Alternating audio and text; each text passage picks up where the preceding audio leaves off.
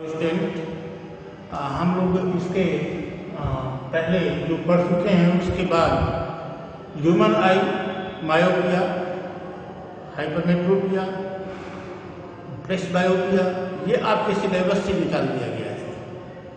तो अब इसके बाद आता है रिफ्रैक्शन थ्रू प्रिज्म। आइए हम लोग एक प्रैक्टिकल करते हैं। ये ऑप्टिकल बेंच, ये हम लोग लेते हैं ड्राइंग बोर्ड। ड्राइंग बोर्ड पे एक सादा कागज चिपका देते हैं, उस पर एक प्रिज्म लेते हैं। प्रिज्म इस तरह का आपको दिखाया जाएगा, ये प्रिज्म हो गया। तो अब इस प्रिज्म का ये बेस होता है। हमने क्या किया, इस प्रिज्म को हमने रख दिया उस सादे कागज और इसके चारों तरफ पेंसिल से हम निशान बना दिए। इस पर एक तिरछी लाइन इस तरह से हमने खींच दिया, इस पर 2 पिन लगा दीजिए और इस पिन का इमेज इधर से आप देखिए। इधर से जब इमेज आप देखेंगे उसकी, तो इस तरह से आपको दिखाई देगी। इसकी सीध में, ये बिल्कुल इसकी सीध में दिखाई देगा। तो इसकी सीध में हम 2 पिन लगा देंगे और इसके बाद इस प्रिज्म को हटा करके इसको हमने मिला दिया। देखिए ये यहां पे अगर हम नॉर्मल ड्रॉ करें,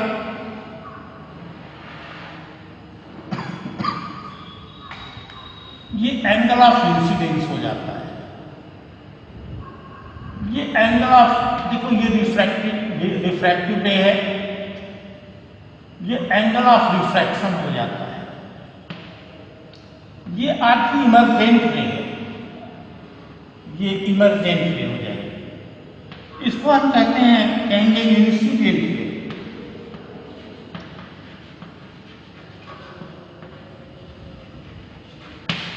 ये नॉर्मल हो गया। आप जानते हैं नॉर्मल और इंसिडेंट रे के बीच का जो एंगल होता है, एंगल ऑफ इंसिडेंस होता है।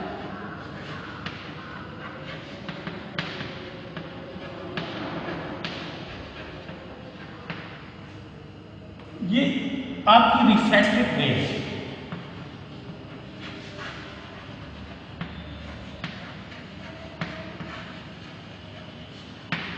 ये एंगल ऑफ रिफ्रैक्शन हो जाएगा, रिफ्रैक्टेड रे और नॉर्मल के बीच का एंगल।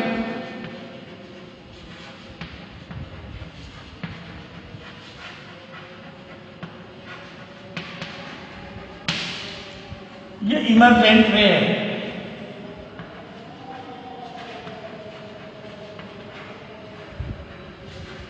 इसको एंगल ऑफ इमर्जेंस बोल सकते हैं।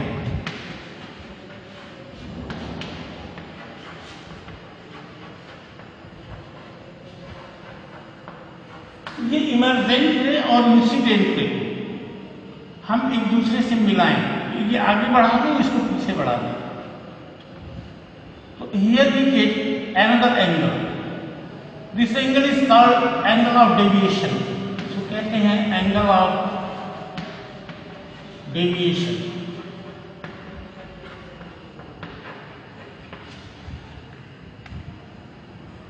ये चीज हमको मिलती है।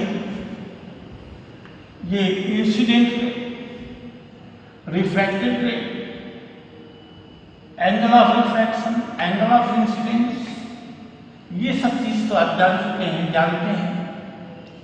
एंगल ऑफ डेविएशन क्या है, इसको जरा हम लोग देखें। तो angle between incident ray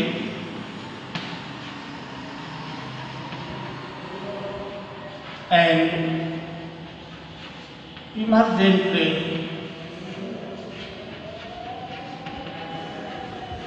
is called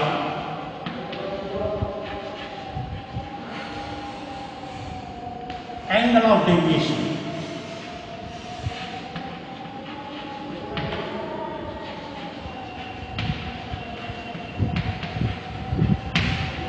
ये एंगल ऑफ डेविएशन है।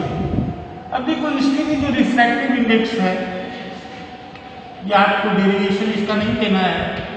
आप 12th में जाओगे तो हम बताएंगे आपको रिफ्रैक्टिव इंडेक्स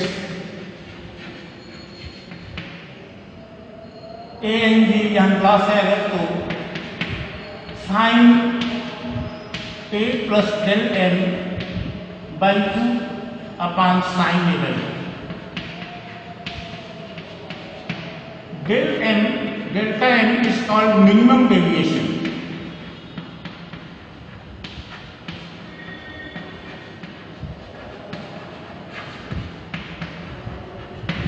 ये मिनिमम डेविएशन होता है। अब देखो इसमें एक फार्मूला होता है, डेल्टा एन ये रिफ्रैक्टिव इंडेक्स है,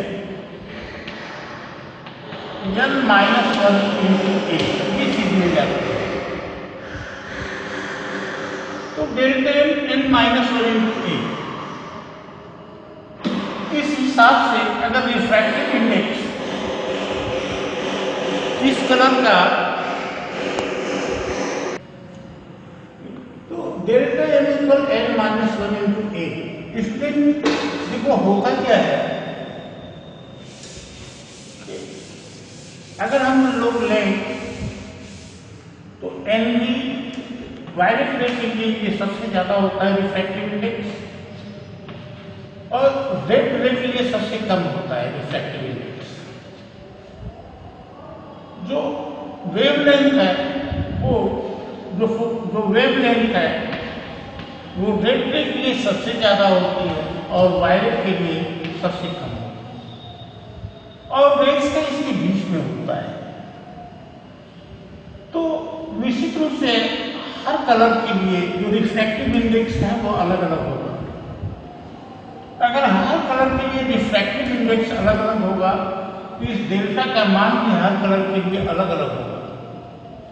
अगर डेल्टा का मान हर कलर के लिए अलग अलग होगा तो यहाँ प्रिज्म से निकलने के बाद अलग अलग कलर आपको अलग अलग एंगल पर मिलेंगे। अब इस घटना को हम कहते हैं डिस्पर्सन। तो will speak about dispersion in my next lecture. For today, thank you. Have a nice day.